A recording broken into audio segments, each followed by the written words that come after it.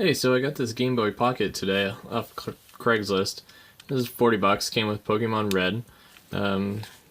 It matches the color of the Game Boy, so that's kind of cool. 40 bucks is not a bad deal either. And one of the bonus things is it has a mod, has a screen backlight built in. It's a little hard to see, but you can see those glowing white lights at the bottom of the screen. Those are internal backlight, so kind of cool for playing low light, and improves the ability to see it during the day. The only problem is it flickers when you're moving around. Not quite sure what the issue is there, but we're gonna take it apart and see if we can get to the bottom of this and maybe fix it.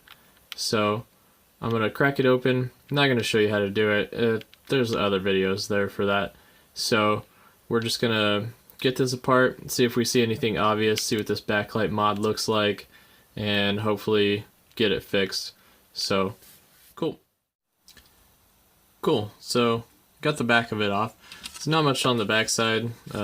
Just where the batteries go in, where the cartridge goes in. And so inside you can see the CPU, some other chips, probably like an audio amp in there somewhere, who knows. Speaker down here, some random stuff, whatever. And then down here we got some wires that kind of look like they've been added in. One's connected to the positive, and then over here under the wire, it's got a negative symbol. Don't quite look factory, so I'm gonna pop this circuit board off, take these screws out, and see where this goes. Probably is our backlight. So yeah, so these wires go underneath this ribbon cable for the screen, and they connect to, on the back side, where this little voltage regulator hooks up to the main motherboard, and it goes from our VCC to the ground over here. So it's basically just applying 5 volts to these LEDs, this LED backlight. It's probably unfiltered, and it's probably just a little too rough for the LEDs. So maybe if we put a capacitor in between these two, it'll filter that out just enough to get rid of that flickering. I have a bunch of capacitors lying around. I'm just gonna figure out whatever one fits in this space physically.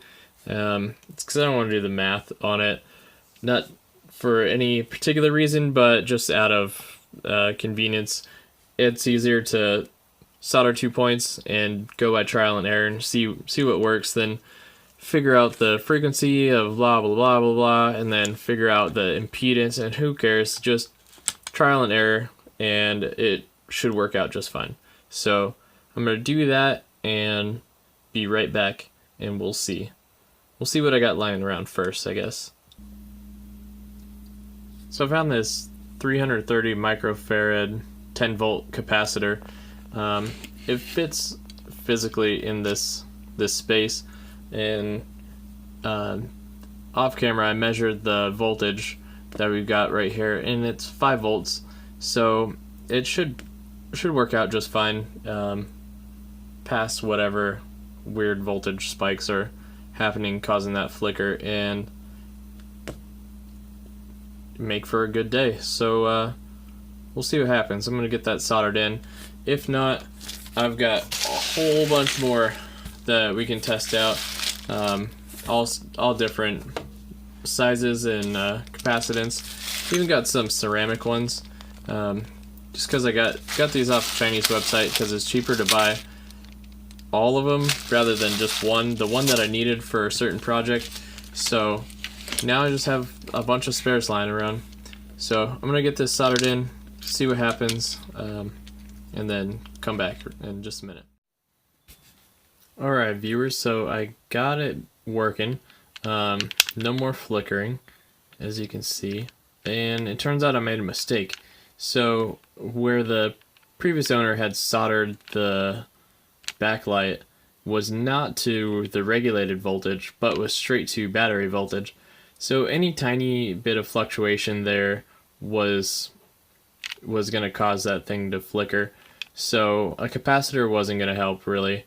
So what I did was I desoldered it from the battery, or from the, I don't know, whatever you want to call the motherboard source, and resoldered it to the supply, or the regulated voltage supply, and then added a resistor to it because it steps it up from 3 volts to 5 volts, and I didn't like the brightness all the way up at 5.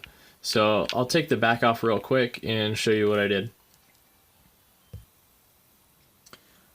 So here we have the resistor that I added in, and before it was soldered on here, and that's just the battery coming into the motherboard.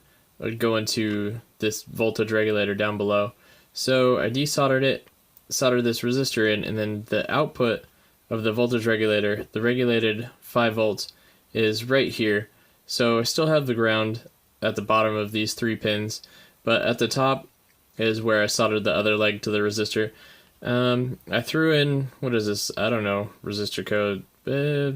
We'll call it 1000, maybe 100. It's not an exact science. Just because the unresisted, or just the full current through that LED, it was just too bright. It was annoying. So just lowered the current just a tiny bit, and now I like it. So that's what it's all about. It's not an exact science. It's just about what you like. So I don't know, if you were really cool, you could probably put a wheel like they have up here for the volume and for the contrast, and you could change on the go. But you know, I'm a simple man. I like to keep it simple. So here I have a resistor, and I'm just gonna keep it like that. I want to play games. I don't want to tinker around all day. Maybe one day I'll take this and add a Raspberry Pi or something, and I don't know, whatever. But for today, this is all we're gonna do.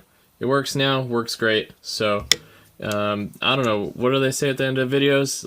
Like or subscribe, comment if you have anything. If you think my soldering looks like shite, you can just go ahead and let me know. I'll probably fire one right back at you, telling you what I think.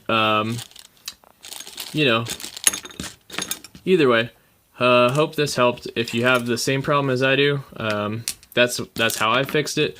If you, a quick Google search will show you that there's many solutions to this, but today, this is what I did. So that's all for now. So.